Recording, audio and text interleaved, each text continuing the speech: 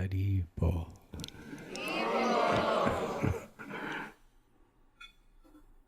Welcome to the Bhakti Center.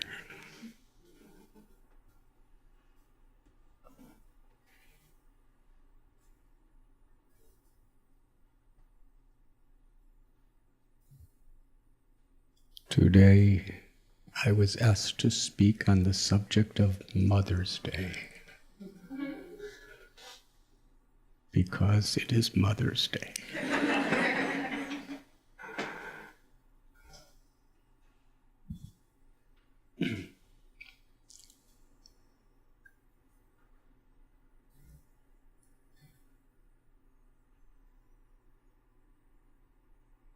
Such days that we observe, birthdays, Mother's Days, anniversary days, holy days, are a special opportunity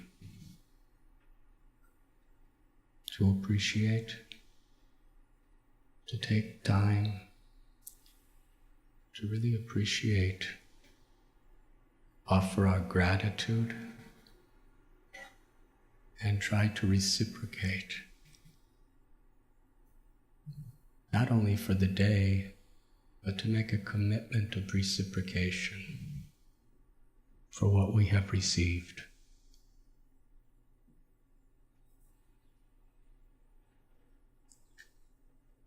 Actually, I have no plan what I'm going to speak today, so I'm just going to speak anyway. When I see Rukmini Devi, who's like a universal mother for everyone who's ever come in contact with her, especially me and Gorvani.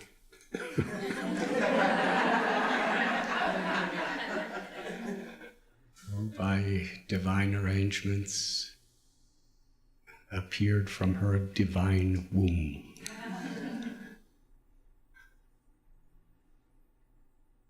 But I'm thinking about the particular mother that I took birth from 67.5 years ago.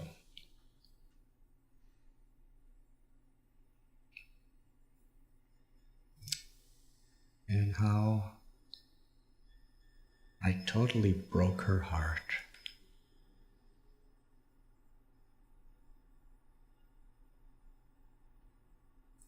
I was the pride of her life, the joy of her life, along with my little brothers. She gave everything to me.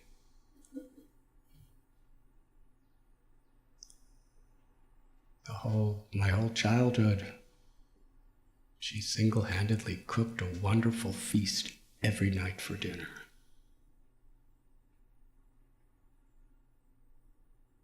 Her 3 sons never once said thank you. It wasn't cool.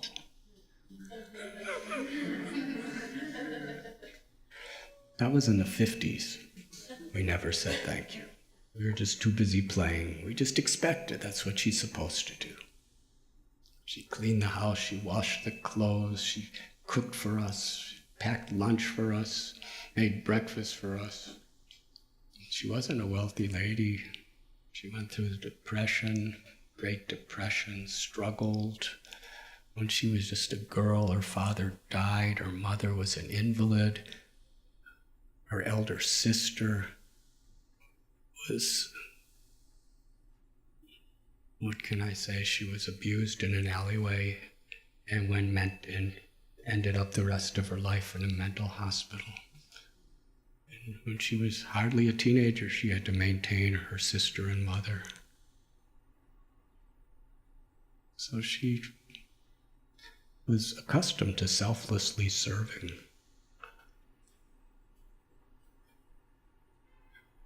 But when you're a child, especially a boy child, you're just so into yourself and your friends, and while your challenges to succeed and to be great and all that stuff. Huh? Well, really, what do you...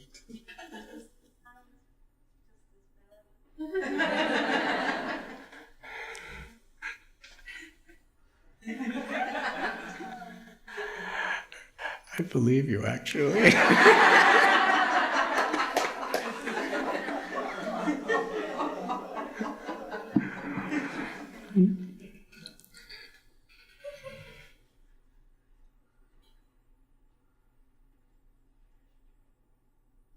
And my father struggled and struggled, went through bankruptcy twice in the 1950s.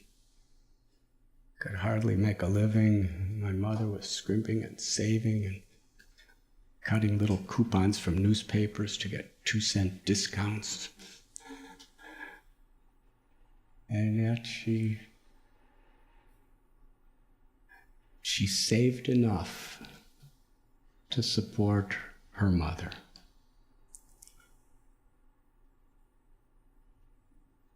And her younger sister sometimes.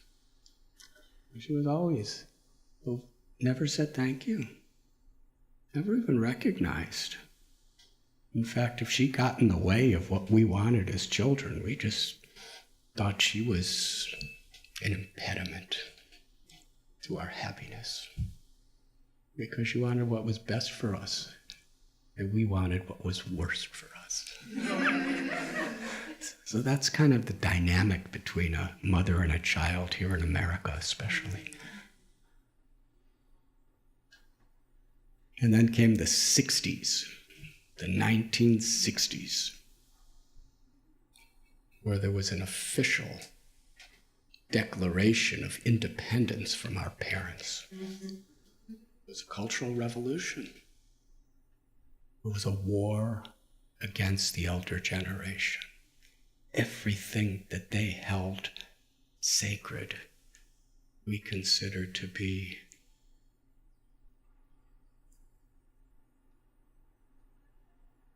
rejected. The music was so loud you couldn't hear your heart, what it wanted to say. And we saw, there was war in Vietnam, and there was the civil rights, so there was so much prejudice and so much hatred and so much hypocrisy, materialism. We were revolting against an imbalanced, misdirected system.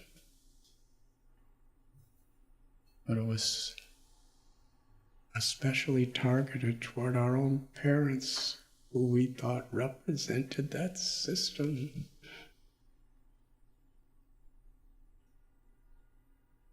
One thing I knew 100% for sure, she loved me.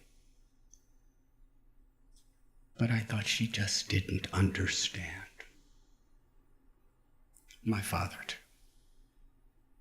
And when I was a teenager, I told him one day, I'm going to Europe for a vacation. They said, but you have no money. What kind of vacation is this?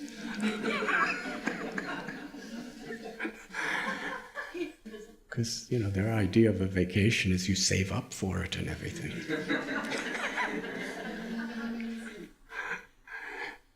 And I only decided to go the day before I went.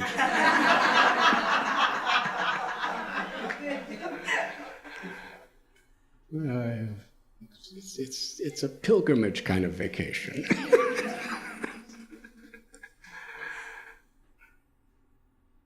I said, I promised I'll be back in 2 months in time for college. So that was between semesters. And I never came back. I still haven't come back. That was 1970.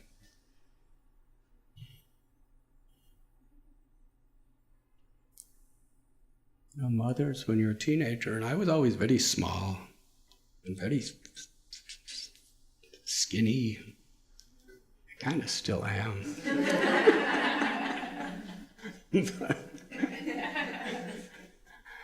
But here I am going to another country with one friend who they thought was pretty crazy and who thought was a bad influence on me. And they were just counting the days for me to come back, worrying, and 2 months passed.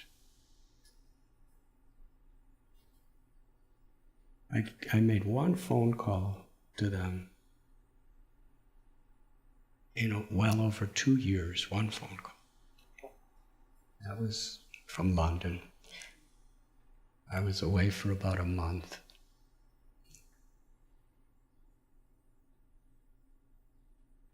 Two months passed. 3 months passed. 4 months passed. They had no way to contact me. And I didn't know what to say in my contact with them. Finally, after not knowing whether I was dead or alive, after about 4.5 months, they got a letter, an aerogram.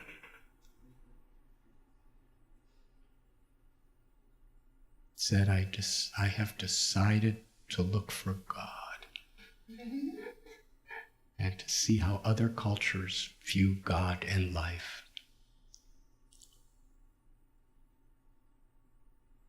So I have no money. I'm not with my friend anymore. I'm hitchhiking to India. But please don't worry, because so don't waste your time worrying, because God is with me.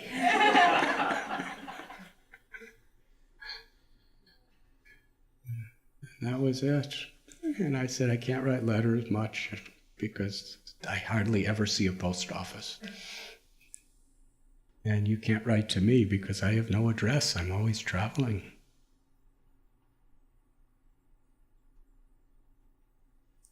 They looked at the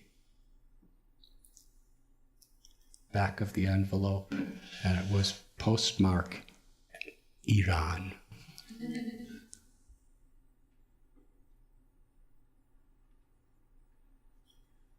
Then another couple years passed.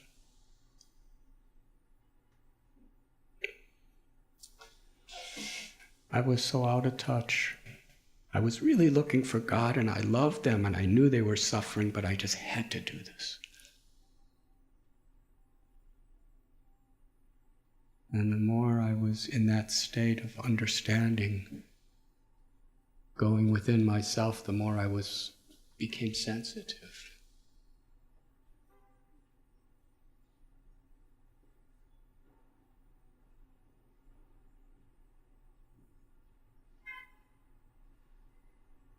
And at one point, they could send me a letter. I told them to send it to the American Express Company in New Delhi. And I picked it up like a year later or something after it arrived. And my mother was crying in the letter. She said, "What are you eating?" And no, actually it wasn't. That was when I was in Vrindavan. That was the first time I was in Vrindavan, and I said, "You can send to this address." This is about 1.5 years. He said, "What are you eating and what are you wearing?" And the worries of a mother. I didn't want to tell her. I was begging door to door for some chickpeas.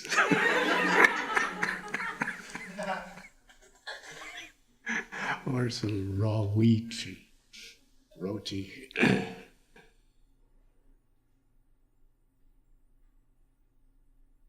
And when I came home after all these years, she had a little library in her kitchen of vegetarian cookbooks because she knew I was vegetarian. She wanted to make me happy.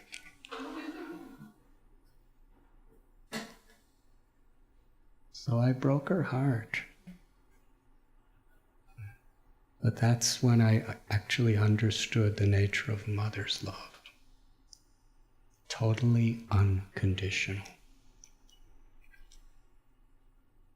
There was never the slightest question in her mind, what's in it for me? It's always, what can I do for my child?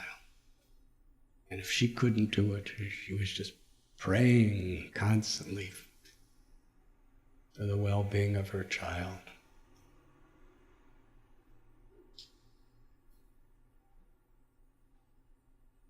It took me becoming a Swami, a sadhu, a renunciate, and all these things to appreciate a mother's love.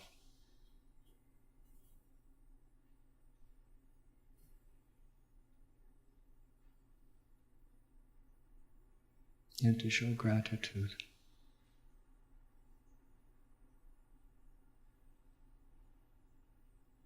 And in my own way, according to my own spiritual principles I followed, I did try to reciprocate.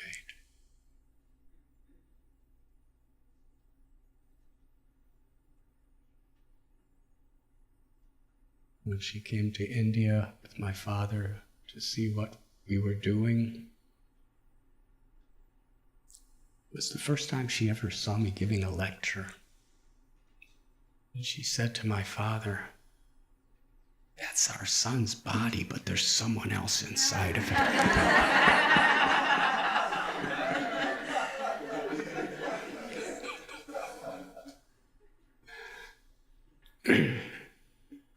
And she was crying. She was so proud. When my brothers would have children, she would insist with my father too that the child be baptized in Hare Krishna temple by me. And all the grandchildren. And I had to kind of make up the ceremony.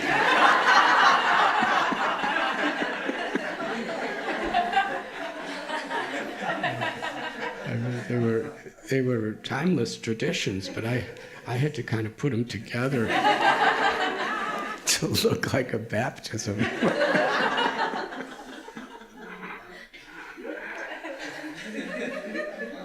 It was in Tucson, Arizona, because that's where my elder brother lived. A little girl was born. We brought her before the altar. She's a little infant. My brother's wife is Catholic. My brother is Jewish. How are we going to bless this child? My mother said, in the Hare Krishna temple.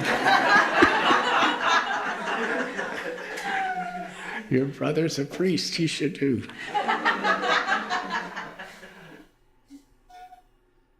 So I gave a little talk, and then I said, at the end, I said, the blessings of God upon this child is very much connected to how all the relatives invoke the blessings from their hearts. And in our tradition, we invoke those blessings by chanting God's names.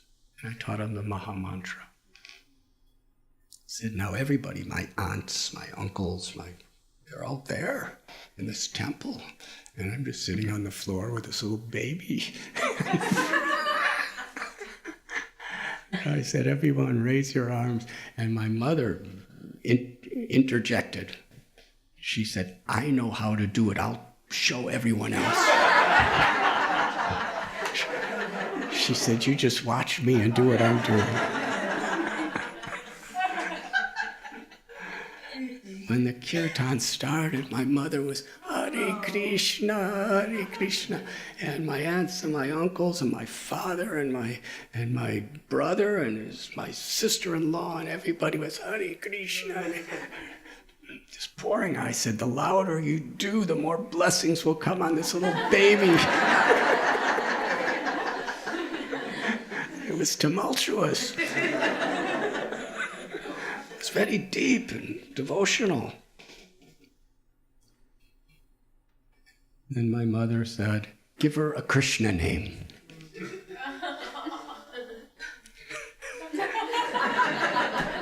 That was not rehearsed. And I said, are you sure? And everyone said, yes, yes, give her Krishna name.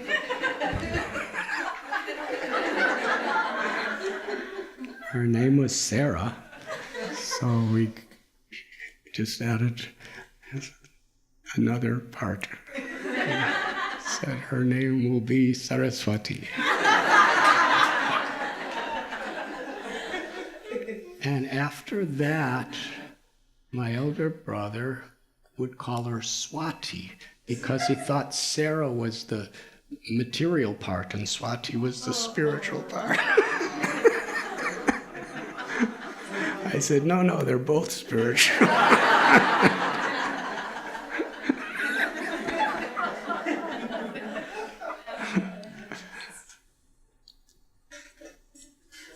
And I remember once I was sitting with her and she's just the two of us, my mother, and she cried. She said, I'm so proud of you because you're doing so much good for other people. I said, I'm so proud.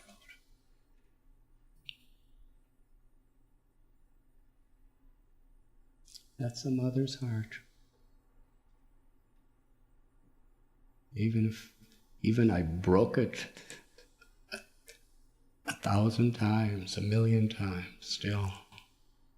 She was just open to be proud. And I often cite Gaurvani. Do you all know Gaurvani? He came to a pilgrimage that we have every year in Pune. There was about 4,000 people. We go to somebody's house for 4 days. And the family takes care of 4,000 people for 4 days. They have a big backyard. They have a big house. It can fit maybe 100, but everybody else is staying at other people's houses and it's everywhere. Well, we just 4 days of kirtans and talks.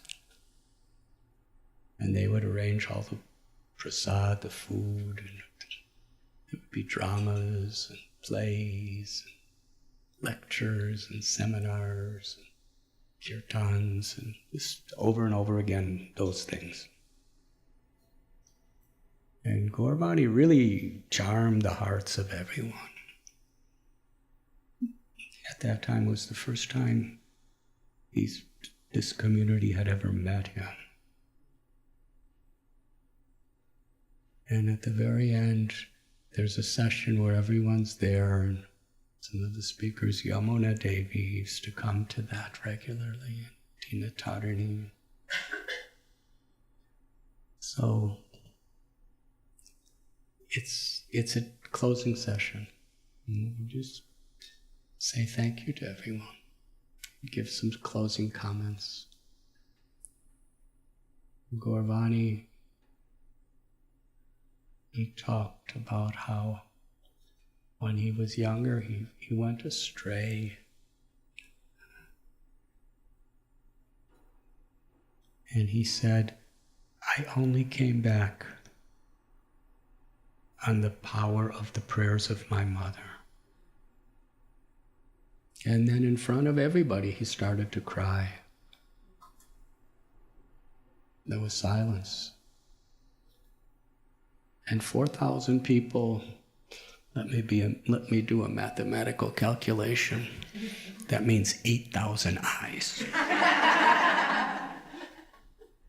They were all crying. Everyone was crying. I was crying. It was emotional. And he ended his talk by saying, never underestimate the prayers of a mother. And Rukmini is here.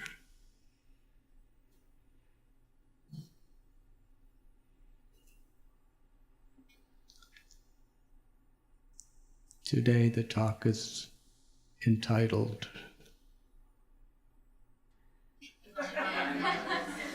I forgot. Divine Mother?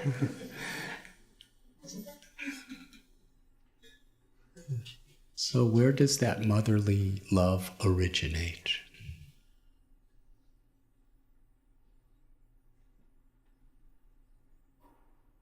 How can we connect with that motherly love, be grateful for it, and reciprocate with it?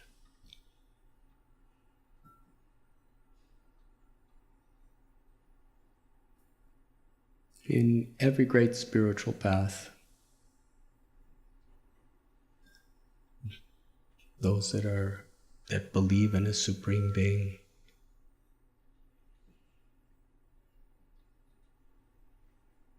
that supreme being is sarva karana karanam, the cause of all causes. Janmadyasya yataha, from whom everything emanates, the origin of all that exists. Aham bija pratapita, Bhagavad Gita tells. The Supreme Being is the original father and mother of all living beings. Aham sarvasya prabhavo matta sarvam pravartate. All material, all spiritual worlds, everyone and everything has its origin in God.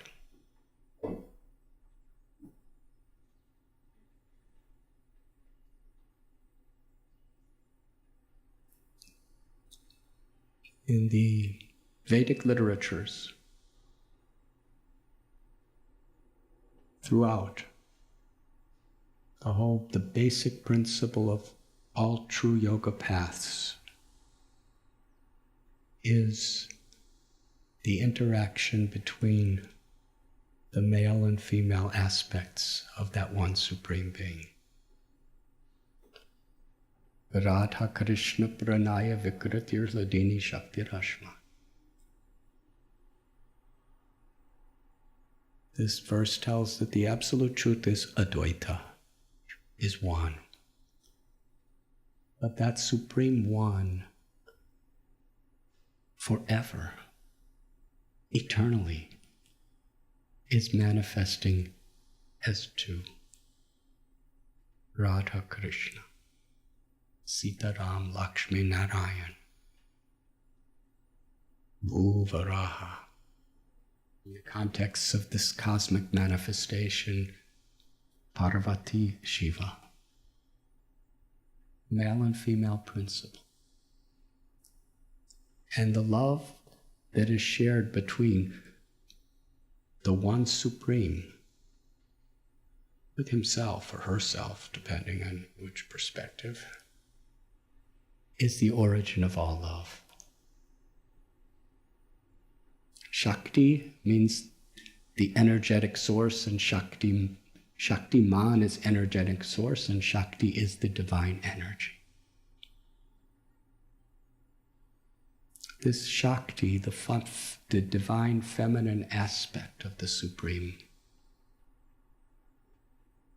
is not only the original source, but is forever the source of compassion, forgiveness, and love. In the Bhakti tradition, Radha is the supreme reservoir of love, the supreme possessor of love, and Krishna is the supreme object of love.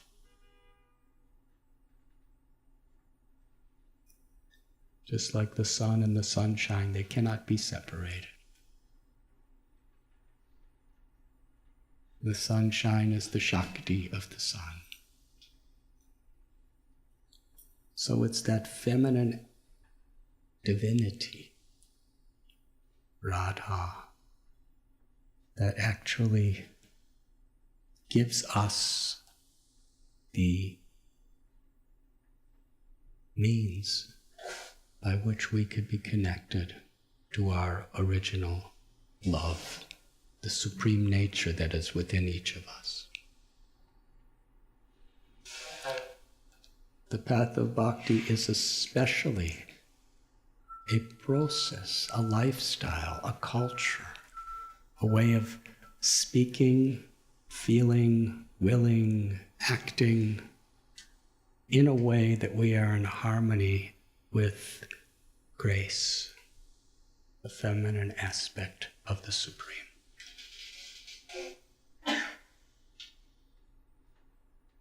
And how that grace is manifested in our life, and how to show our gratitude and reciprocate. In the yoga culture, the earth is Bhumi, the divine feminine who comes into this world to be our mother. And she's actually a person. The greatest, most self-realized souls have understood this, have realized this, that the earth is a person, Bhumi. The divine spirit of Sri Radha is manifest in the earth. Just like you and me, we have a body, but we're the spirit within the body. We're the conscious source within the body. It is true that the soul, najayate mariyate va kadachet. The soul is eternal, it's undying, and it's never born. The soul is never this body. The soul is in the body. But if you want to show respect to someone's soul, you do it through the medium of the body. It's just like when Radhanath Prabhu speaks later, someone will come and give his body a garland. Because he's in that body, so his body he's interacting with the world through that body. So that body, as long as the soul is within the body, it's a medium of life. It's a medium in its highest principle to exchange love, to be an instrument of Krishna's love. So similarly, the earth is the body of Bhumi Devi. And in that body, as a mother, she's providing everything for us.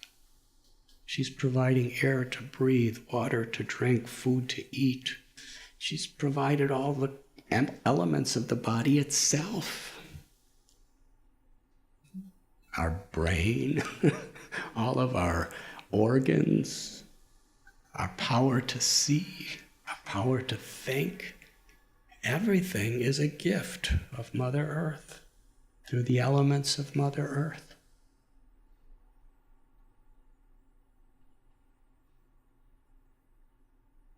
I often tell that little story about my own mother when it was her birthday, and my father forgot, and my brothers forgot, and of course I forgot.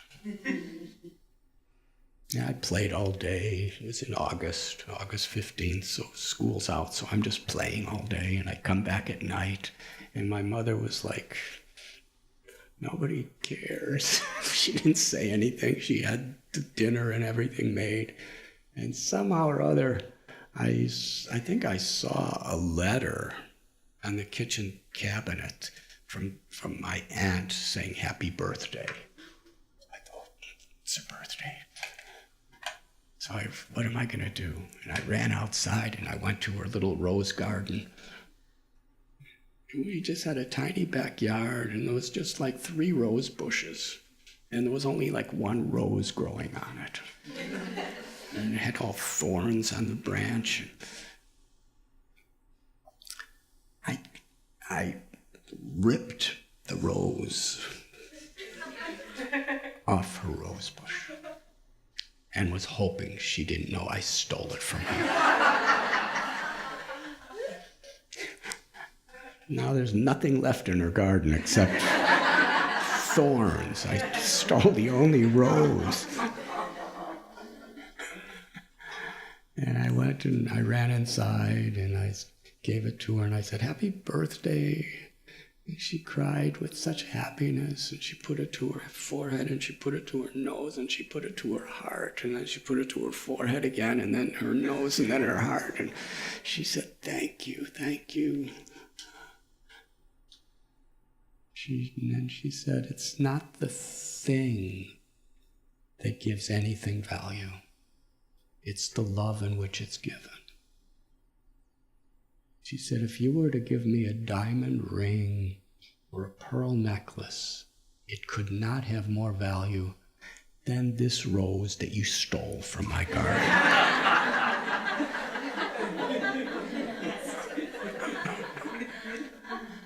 Sometimes she got philosophical.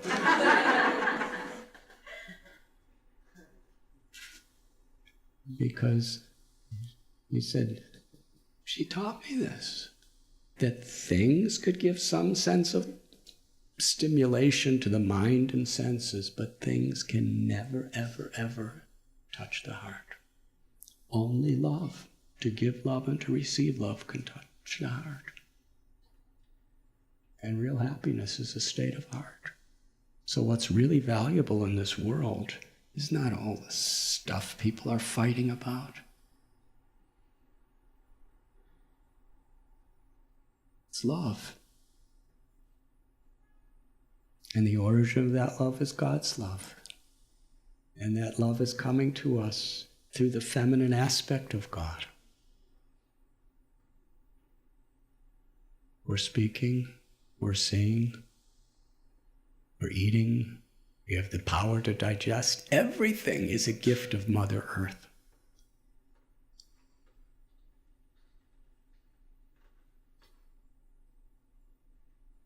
In the Yoga Sutras, not only is the earth considered sacred as Bhumi, the Divine Mother, but so are sacred rivers.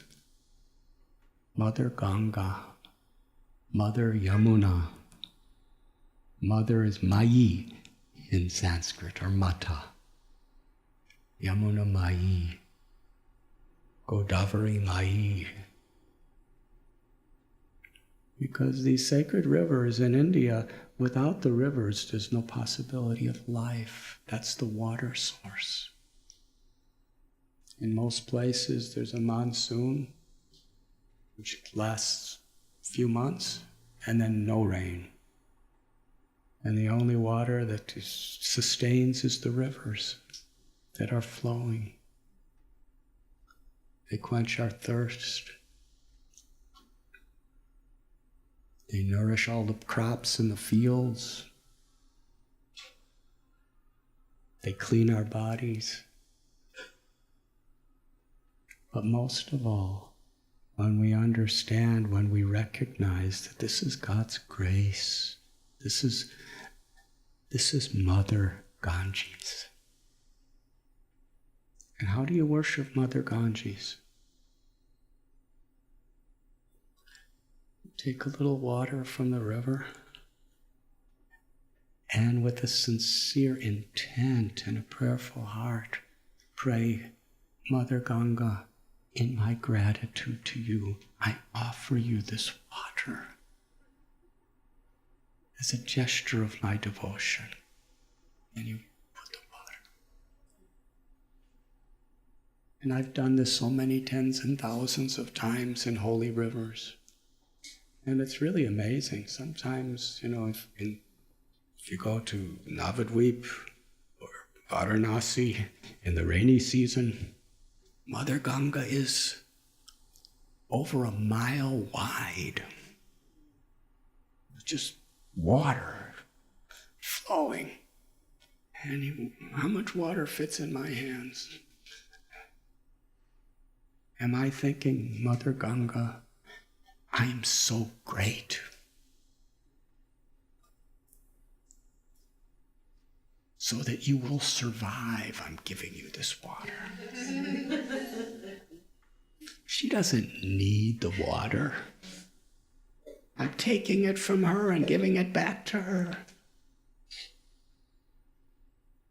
But she does. need our love. Similar to a mother with an infant baby. The mother is completely maintaining the little baby child. The baby cannot survive without the love of the mother. But if the little baby smiles, there's nothing that could make the mother more happy.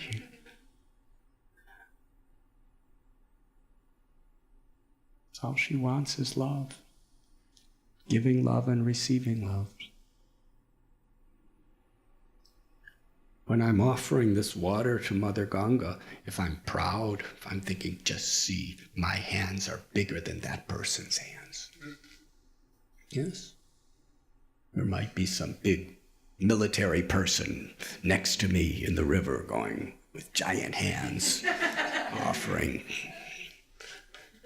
And then there might be a little child, 4 years old, with tiny little hands. Does it make any difference to Mother Ganges? We're taking it from her and she has plenty.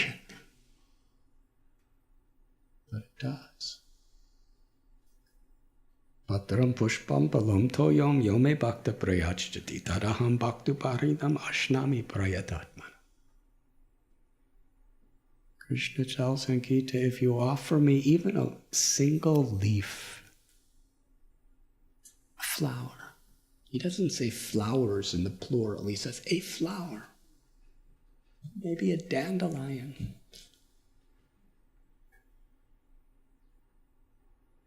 A little water, a fruit. If it's offered with love, not only does Krishna accept it, but he feels forever indebted to that offering of love. How much love is that? We're taking it from him or from her. We're offering. She has limitless quantities of it. We're offering a little tiny bit that we've stolen from her. And she's forever indebted. That's what type of mother our original mother is, the mother of all mothers, who empowers our immediate biological and social mothers. The origin of that love and its fullness and its completeness is in the feminine divinity, the Divine Mother. So bhakti, if we want to simplify it to a very, very basic idea, it's being grateful for that water that's sustaining our life, and then with a sincere, loving heart, reciprocating. Real gratitude is not just a feeling, it's something that's reciprocated. And we offer that water back.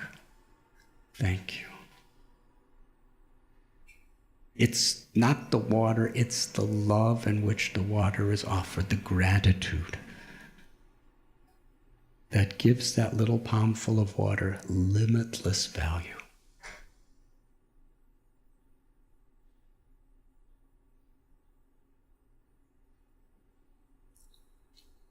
Tulsi is a little plant that we have in our temple. Every temple has. In fact, in India, almost every home has a Tulsi plant.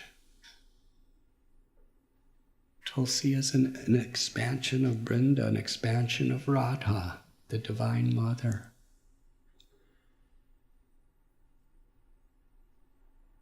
The earth, the plants, the trees, the rivers, we see them all as expansions, manifestations of Divine Mother. And Srila Prabhupada would cite that a man should see every female as his mother. That means to have that level of respect.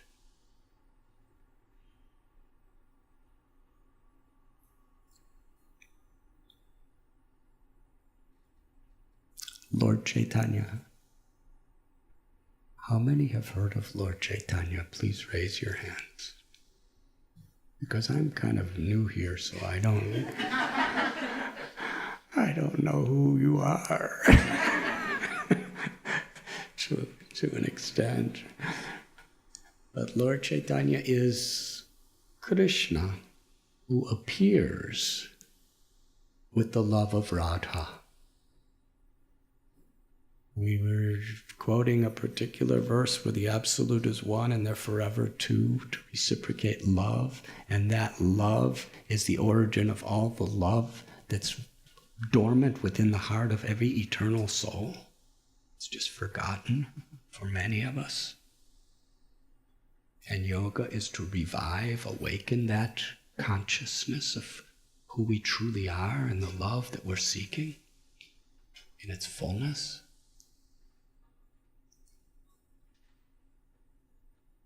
So Krishna and Radha become one again in the form of Lord Chaitanya.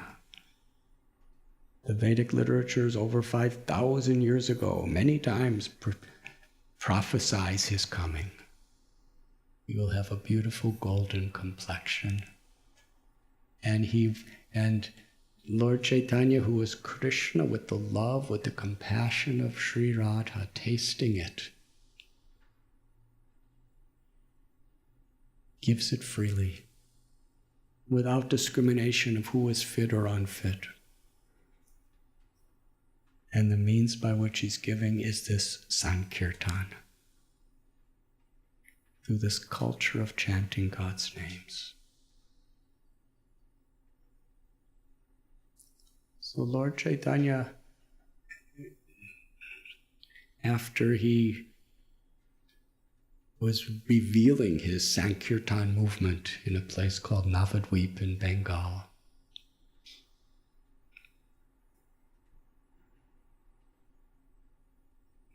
he wanted to share this message, share this grace throughout all of India. So he became a sannyasi, a Swami. Left his home to live just sleeping on floors. Simplest possible life. He was giving this ecstatic love of God to every type of category of human beings he would come in contact with, to animals, to trees. And once in Puri, he revealed his heart. He said, whatever love I have, whatever devotion I have, whatever good qualities or character I have that's influencing others, it's only because I received it from my mother, Sachi Devi. He also broke her heart when he left home. Sometimes we do that. He broke his mother's heart when he left home. But he left home so that he can share this message with the whole world. And he reciprocated her with her in the most intimate way on a spiritual platform. And he gave all credit to his mother. He's the greatest scholar.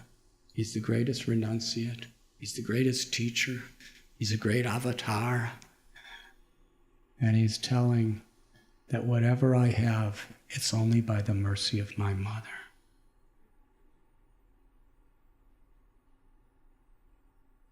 She fed me when I was tiny. She loved me when I was tiny. Her devotion to God is what I imbibed in my heart. In this way, he's teaching us how to truly, deeply be grateful for the gifts we receive.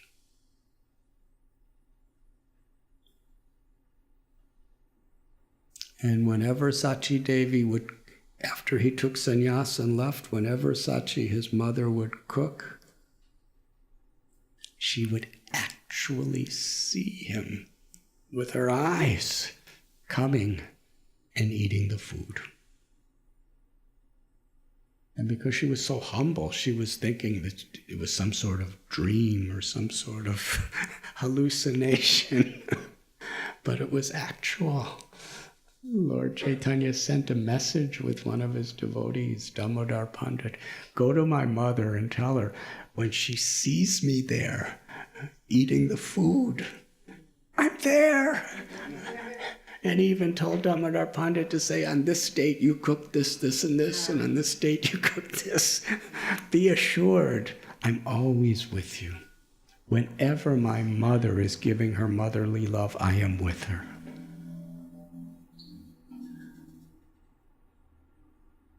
Because spiritual love is not limited to geographical conditions.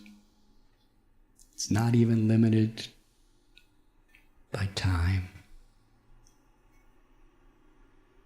Reciprocation of the soul for God.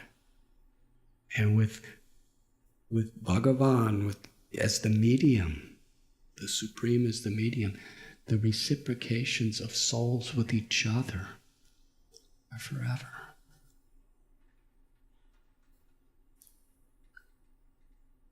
On the spiritual platform, when we're feeling separation from someone with love, we're actually together. And when we're feeling union with someone, we're together. Death cannot separate us on the spiritual level. Because wherever there's a consciousness of our own eternal relationship with Krishna, with God, it awakens the love that is our deepest potential. And when that love comes from the soul, it's forever. Nothing can separate it. When we think of a person who has died with love, when we are spiritually awakened, we are together.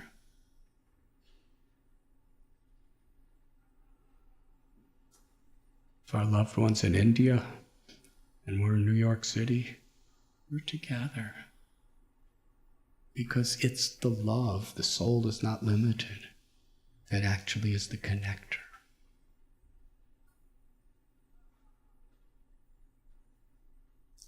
This is a simple example of Lord Chaitanya. He was so humble. Whatever he did for others, he never ever took credit himself.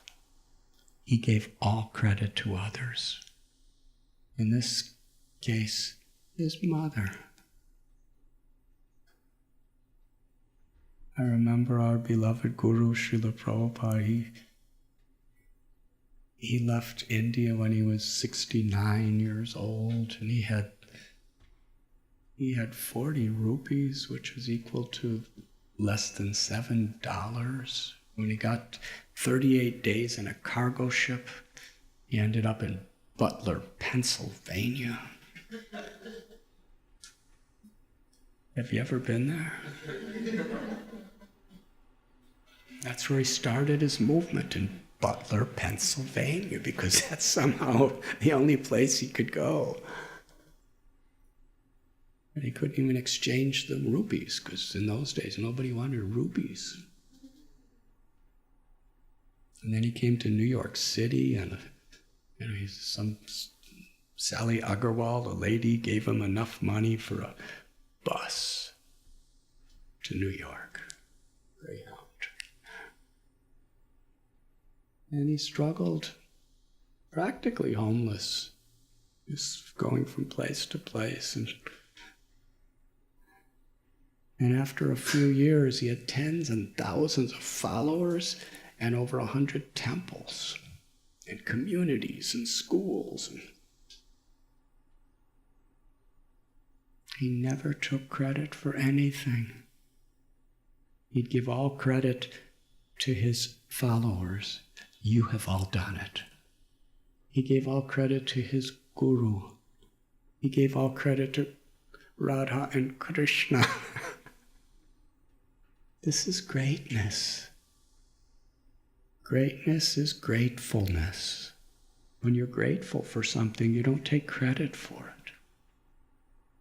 This ego of I am the doer is a symptom of a lack of gratitude. Mother Ganga, I'm giving you this water. Because of me, you are so great. Here.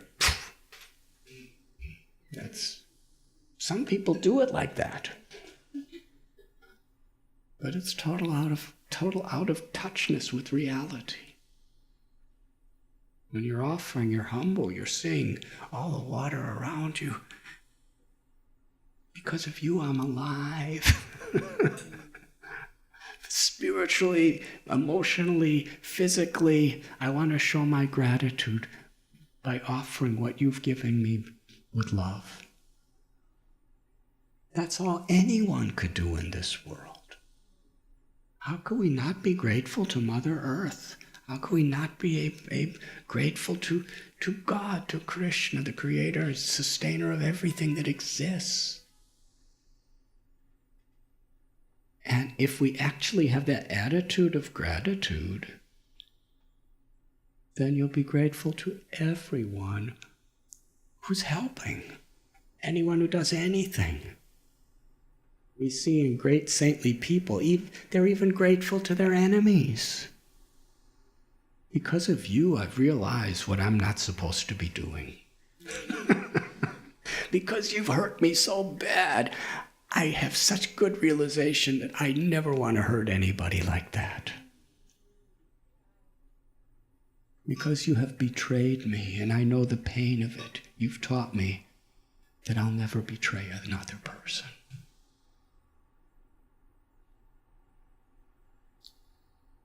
Because you've made me so miserable,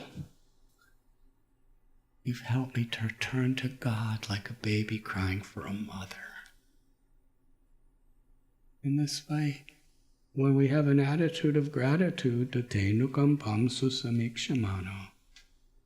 we learn to take shelter of the higher power and understand how we are dependent on that higher power.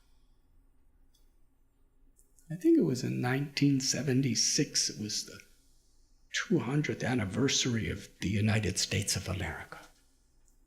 Independence Day. 4th of July, with all of you. I think Macy's does fireworks here in New York City. So I remember Prabhupada heard about this Independence Day and 4th of July. It's the day, the Declaration of Independence. Srila Prabhupada really loved America because there was certain principles that America is based on that he considered so sacred. The freedoms that are constitutionally given. Oftentimes they're not practiced. Even by the governments that are supposed to protect them. But in that year, he said, write an article for our Back to Godhead magazine. And he said what the title of the article should be. Declaring our dependence on God. The Declaration of Dependence.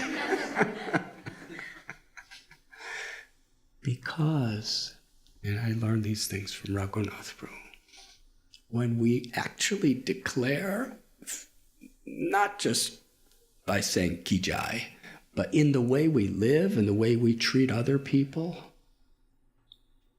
in the way we respond to both apparent negative and positive experiences, pleasure, pain, honor, dishonor, happiness, distress, success, failure, victory, defeat, heat, cold, health, disease.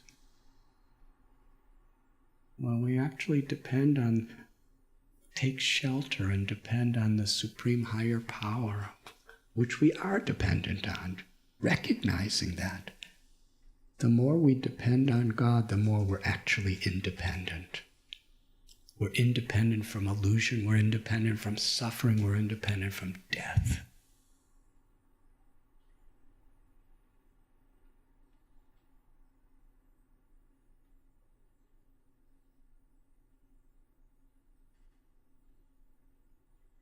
So he gave credit. That's from a spiritual perspective, from a yoga perspective, that is how great we are. How we have no ahankar, false ego. We don't have this pathetic craving to have to prove ourselves. Because Krishna's already proven himself, and we're happy with that. We just want to be an instrument of that, and we're willing to be courageous, we're willing to take every risk, we're willing to do everything to be an instrument of that love. And give credit to the giver of that love.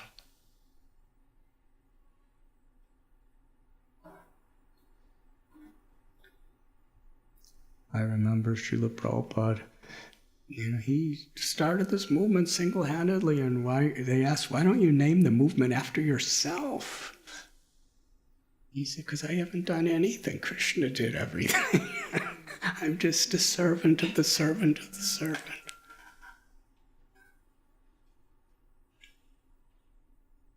So here, there's buildings named after people.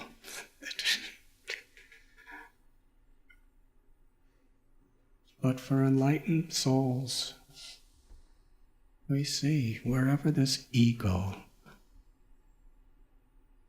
to prove ourselves better than others, it's a very diseased condition of consciousness. And wherever there is an awakening of love, there's such an inner satisfaction, we just don't need that. If the world wants to recognize us, that's fine, but we don't keep it for ourselves. We are honest. That recognition is for everyone that's helped. It's for my mother and my father who allowed me to be whatever I am. It's for my guru. It's for God. It's for Krishna. That type of gratitude is reality. The Divine Mother appeared as Sita. Radhanath is very, very expert at dramatically narrating the Ramayana. I've heard sometimes. You laugh, you cry. Who said like that? Was it Birbhadra Rama in his introduction? What was it, you? Jaigiridhari. He makes people cry and laugh simultaneously. But in Ramayana, the Divine Mother appeared with the Divine Father as Sita Ram.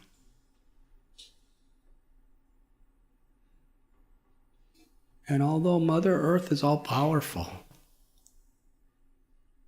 she allows herself to be completely vulnerable to all of us. And when the Supreme Mother of the spiritual realm descends to this earth, she also allows herself to be vulnerable.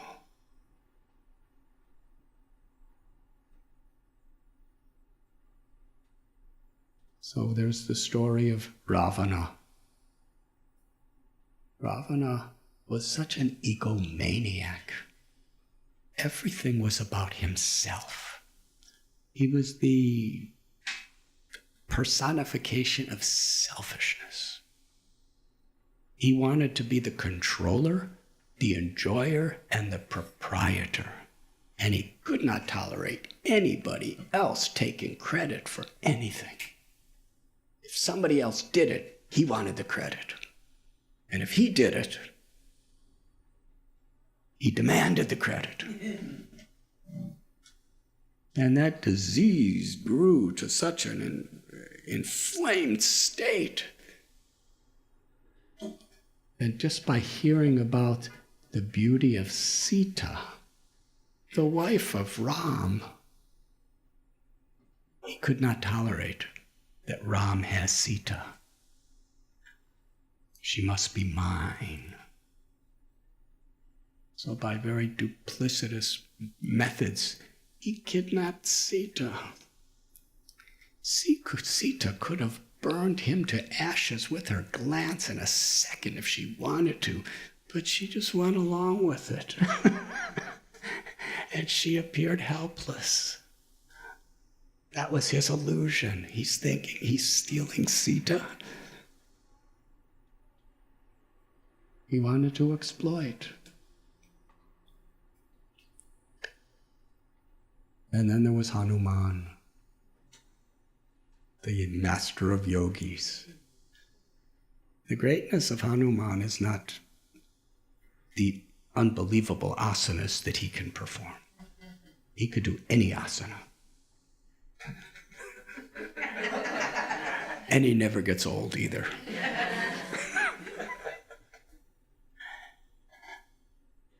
The greatness of Hanuman is not the strength he exhibited. The true greatness of Hanuman is his love, and how his love was expressed through seva, through service. Ahoitiki aparadhyata. Bhakti is loving service that is unmotivated by selfishness or egoism, and unmotivated and whatever unconditional. Whether it's easy, whether it's difficult, we try our best because it's right. When Hanuman found out that Ravana stole Sita, he was willing to fight an entire battle. He was willing to do things that nobody else could ever imagine doing. And his power wasn't from his physical strength. His power was from his love. Ravana fought a whole war to keep Sita for himself. Hanuman jumped over an ocean, 800 miles.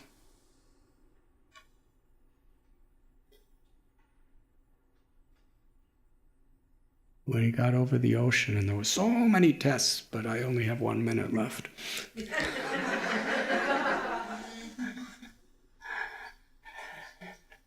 So many tests getting over that ocean, which are very, very instructive and very valuable, and your life will never be the same if you hear them, but we don't have time.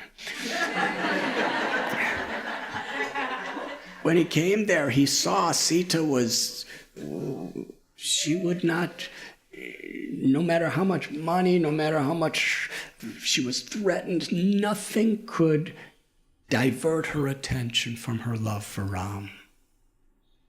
And actually her love for every living being, because she's the mother of all beings. She's the mother of Ravana, this horrible person, his own mother. He wants to rape her and exploit her and enjoy her, and he's threatening her, and he's so terrible. And she's just sitting under an ashok tree crying. And Hanuman saw it like that, and he saw how Ravana was harassing her, abusing her in such terrible ways. If you don't succumb to my will, by the end of this year, I will drink your blood and eat your flesh. And he used to do that too. You know, these days people give threats, but you say, But he did it. And Hanuman's watching this in a secret place. And he came before Sita. And Sita was crying. It's a beautiful story. Hanuman gave Sita Ram's message, Ram is coming for you.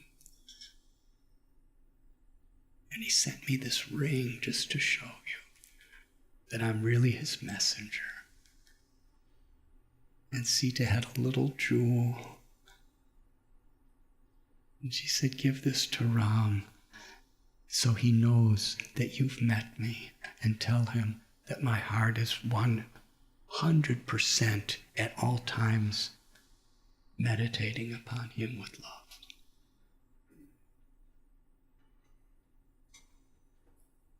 So he did his mission, but he wanted to do something more. He could have just went back. But he started making all kinds of noise. And Ravana, what is that? They said, it's a monkey. Ravana said, kill that monkey. So he sent some people, and Hanuman fought them and was victorious. And then Ravana sent entire armies. And Hanuman made him, he was a yogi, he could make himself big or small as he liked, and he defeated the entire army. Then Ravana sent his own son, Indrajit, who was very, very powerful, with an army. And Hanuman was winning, but then he was thinking, I want to meet Ravana face to face. So he allowed himself to be tied up and brought right before Ravana, and Ravana was insulting him. And Hanuman was very polite to Ravana at the beginning.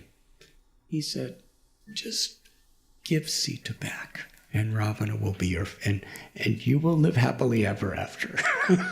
But if you kidnapped Sita, and you want to keep her for yourself, God's consort, everything is going to be destroyed. I'm giving you a chance. Just give her back. Ravana was insulted. No one talks to me like that. He said, monkeys are proud of their tails. Wrap his tails up with flammable cloth and light it. Because Hanuman was tied up, and drag him through all the streets so all the citizens see him in a pathetic, miserable state, and let his tail burn and burn and burn till he's dead, publicly. And Hanuman was thinking, this is a wonderful opportunity. He was smiling. And they, huge volumes of cloth, they soaked in oil, and they wrapped it around his tail and lit it on fire and brought him into the streets, and in front of everyone they were criticizing him, they were beating him, they were insulting him, and his tail was burning, and everyone was going, cheering.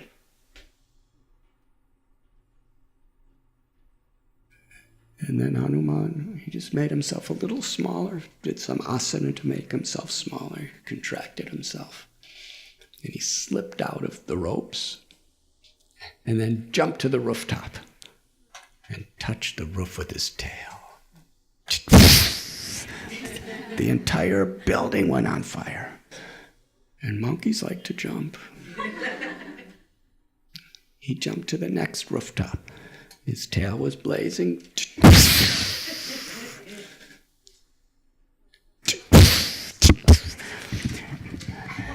After a few minutes, almost the entire city was a blazing, uncontrollable fire.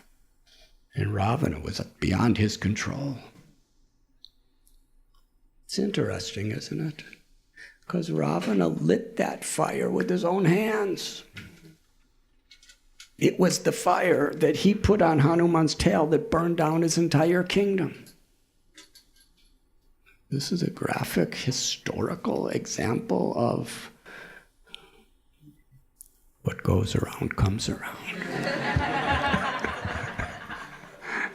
What goes around comes around. For every action, there's an equal corresponding reaction. or in Vedic terms, karma. Do unto others what you want them to do to you, and don't do to others what you would not want anyone to do to you. That's a golden rule which is foundational to all cultures. If you cause someone harm unnecessarily, that harm inevitably will come back to you. You do good for another, that good will inevitably, sometime or other, in this birth or a future birth, come back to you. And if you illuminate a person's heart, your own heart is illuminated in that process.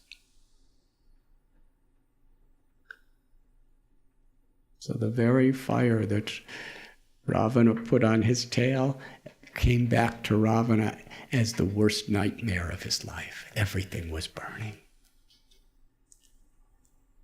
And then Hanuman, he just went on top of a mountain, and he could have a loud voice if he wanted. He called out, "Ravana, I am just a very tiny little humble servant of the servant of the servant of Ram. And this is what I can do to you. Give back Sita, and Ram will be your friend. Otherwise, Ram himself will come here, and everything you have will be gone." And then saying, "Jai Ram," Hanuman jumped in the ocean and put his tail fire out. And then he went back and told Ram the whole story and gave the little jewel and the message of Sita.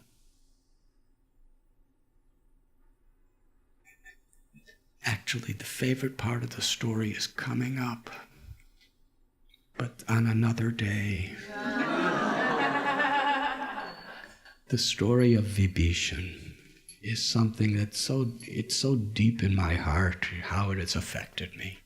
Ravana's brother was trying to talk sense into Ravana. He was such an incredible personality.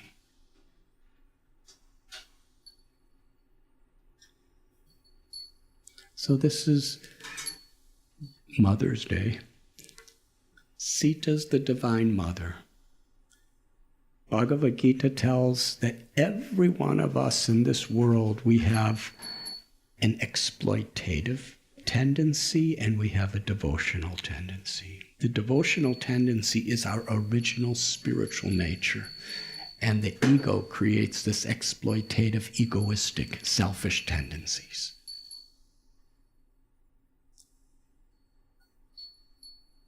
One is like Ravana, and the other is like Hanuman.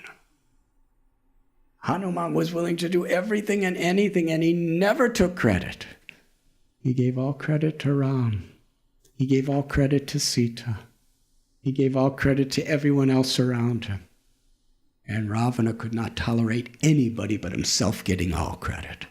That's the difference between spiritual and material, Hanuman and Ravana.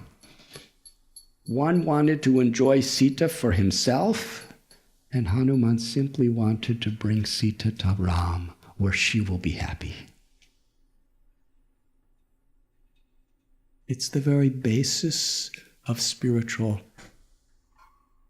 ecology, the idea of environmentalism.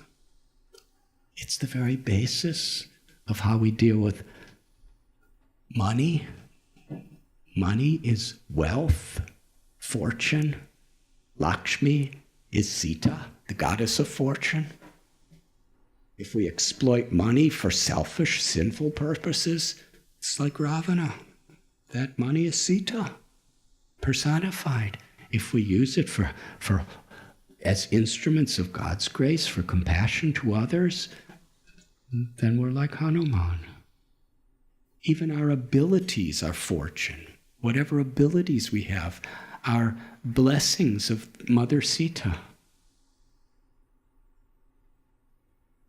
If we use them arrogantly, we're responding to the Ravana side within us. If we use them with humility, and that humility makes us so courageous. No one was more courageous than Hanuman, and no one was more humble than Hanuman. So Mother's Day is a day to contemplate and appreciate all the gifts we have from our biological mothers, from our teacher mothers, from Mother Earth, from Mother Rivers, and ultimately Mother Radha, Sita, one person, different names.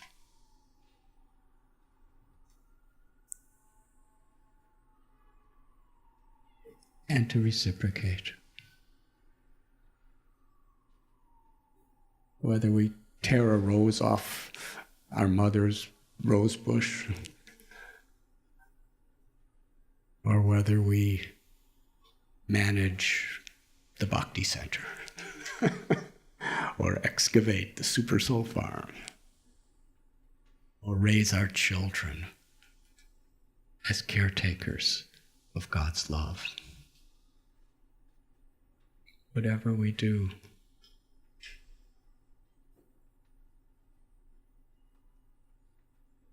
as an offering of love, is true yoga. I wish you happy Mother's Day. Thank you.